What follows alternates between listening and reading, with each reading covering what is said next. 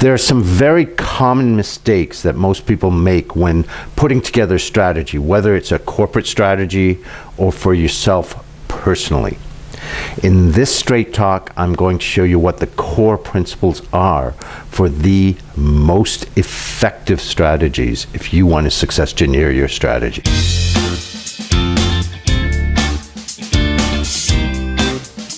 One of the biggest mistakes that most people make when putting together a strategy, whether it's for your organization or for yourself, is thinking that it's got to lay out all the details of what you're going to do all the way through. That, quite frankly, makes no sense whatsoever. Now, what I'm going to do is I'm going to take you through what's involved in terms of a corporate strategy, what makes it effective, and then I'll link it back to how that applies to you applying it to yourself, to your own life for your personal strategy. Okay, so there's a few things that we need to distinguish when you're talking strategy. The strategy is what you're doing. The vision is where you want to be. So that's where you want to go. Strategy is what you're doing. The other element that I work with generally when I'm working with organizations or individuals is purpose, which is your why. For an individual, it's what's your personal sense of meaning and purpose in life. For an organization, what is the shared purpose, stated in plain English, not vision speak or mission speak and all the gobbledygook that means nothing to anybody, so that people can get excited about. Strategy is how you're going to live that purpose to realize your vision. Okay, now what some organizations do when they put together a strategic plan is they put together massive documents that's 50 or 100, or I've seen some that are like 500 pages long, which is just totally ludicrous. It makes absolutely no sense. If you're talking about a 3-year or a 5-year strategy, things change so much that there's no way, no how, no when that you can lay out what you're going to be doing even a year from now in detail, let alone in 3 years. So you just cannot lay that out. Basically, we live in a world where within 1 to 2 years, half of everything you know about doing your job, whether it's by technology, regulations, competition, you name it, is going to change. You just don't know which half. So you cannot plan that. It's like me saying, I want to drive from New York to Chicago, and I want to know exactly what time I'm going to be at every traffic light, exactly when I'm going to stop at which gas station, and how much it's going to cost me for fill-up. Absolutely ludicrous, because you cannot map all the things that could potentially happen with traffic and accidents and everything else in construction that could hold you up. The best you can hope for is some milestones that after day 1, I should be around here. After day 2, it should be maybe about here, and so on and so forth. So you can lay out those milestones. The vision is you want to be in Chicago. Now, what are the milestones to get you there in the allotted time? In a very similar way with a strategy, to me, an effective strategy, a strategic plan, is 4 or 5 pages. I'll often work with a graphic representation of a strategy called a strategy map, which outlines the core 5 to 15 strategies, depending on the organization. And that's 1 page that shows how these strategies interrelate. 2 more pages describe what each of the strategies are in short form. And then you've got 2 pages of milestones for each of the strategies over the 3 years of the plan. Or in some instances, some people actually work with a 5-year plan still. So that's it, 5 pages, done. Then you take the first year, you operationalize that.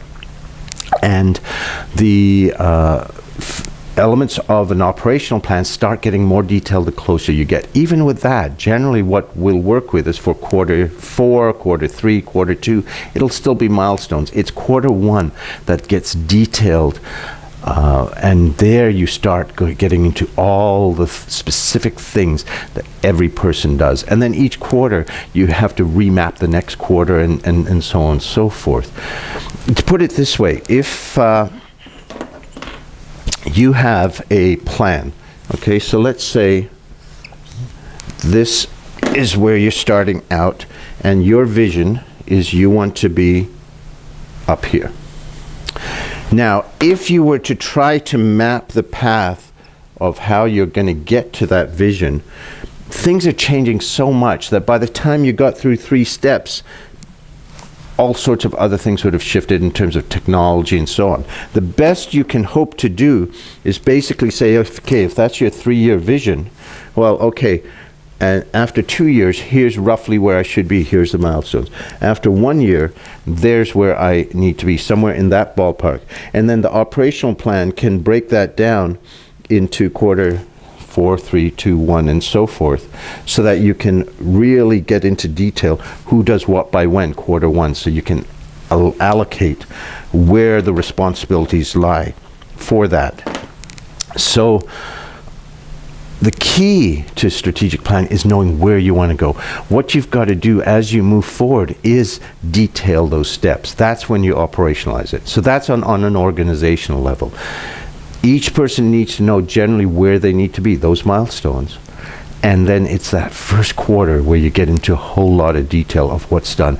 And then things are going to change by the time you get there. You'll learn things. Technology will have changed. Regulation will have changed. All of these things. And you have to map out the next steps and so on and so forth. And then each year, you have to revisit the strategic plan, see if the strategy needs to shift, and then you operationalize the year to come.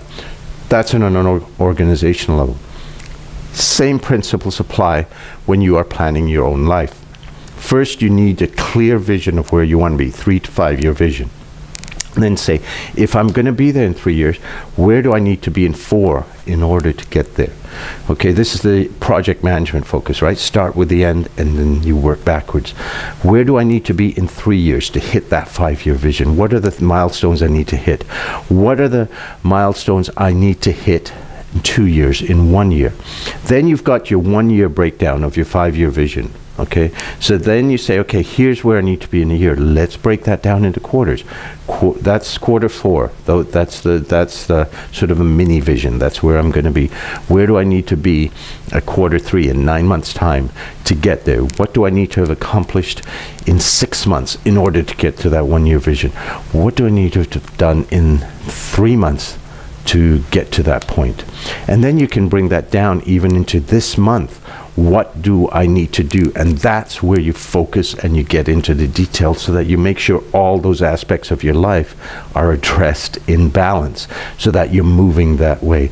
And what I found when I'm coaching individuals or when I'm working with organizations, if you stay focused on that, you've got to have the vision and those milestones in mind. And you take into account all the things that are happening around you, because that will shift your plan. And focus on what you can operationalize now.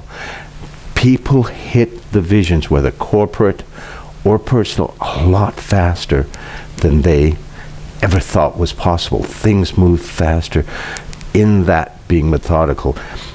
Those organizations that have created massive documents that are strategic plans basically create paperweights that sit on the shelf, and people just go off, do the strategic plan retreat, create this massive document, put it on the shelf, and then go off and run the company as they would have otherwise. A strategic plan needs to guide what you do, whether it's your organization or yourself as an individual. If it's organizationally, it's got to drive every meeting agenda. If it's personally, it's got to drive every choice you make. Your strategic plan drives your calendar and your checkbook, whether personally or corporately. And those are the things that I've found truly allow organizations and individuals to success engineer their strategy.